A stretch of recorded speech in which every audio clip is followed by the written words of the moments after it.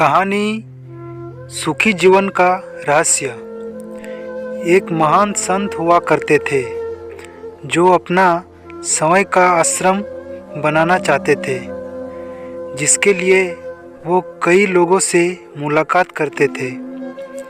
एक जगह से दूसरी जगह यात्रा के लिए जाना पड़ता था।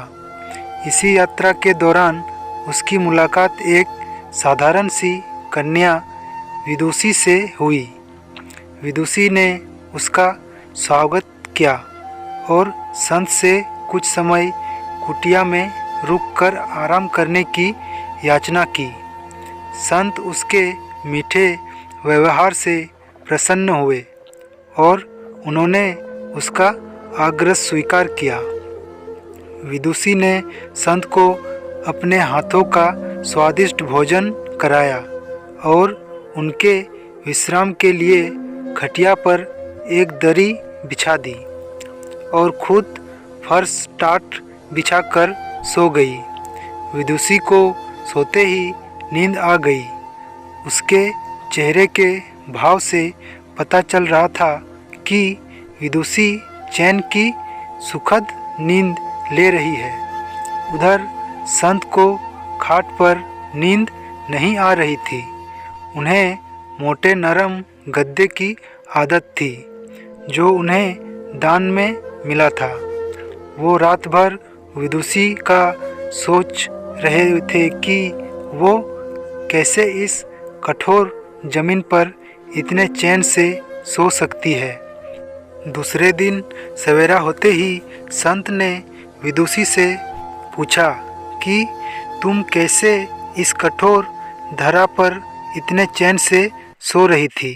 तब उसने बड़ी सरलता से उत्तर दिया, हे गुरुदेव, मेरे लिए मेरी ये छोटी सी कुटिया एक महल के समान ही भव्य है। इसमें मेरे श्रम की महक है।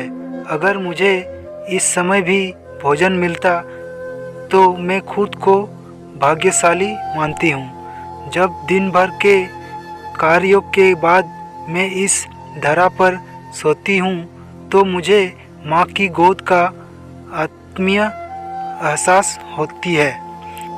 मैं दिन भर के अपने सख्त कर्मों का विचार करते हुए चैन की नींद सो जाती हूँ। मुझे एहसास भी नहीं होता कि मैं इस कठोर धारा पर हूँ। यह सब सुनकर संत जाने लगे।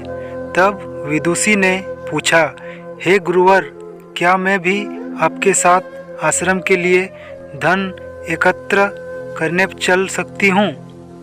तब संत ने विनम्रता से उत्तर दिया, बालिका, तुमने जो मुझे आज ज्ञान दिया है उससे मुझे पता चला कि चित्त का सुख कहाँ है।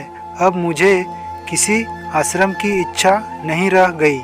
यह कहकर संत वापस अपने देश लौट गए और एकत्र किया धन उन्होंने गरीबों में बांट दिया और समय एक कुटिया में रहने लगे।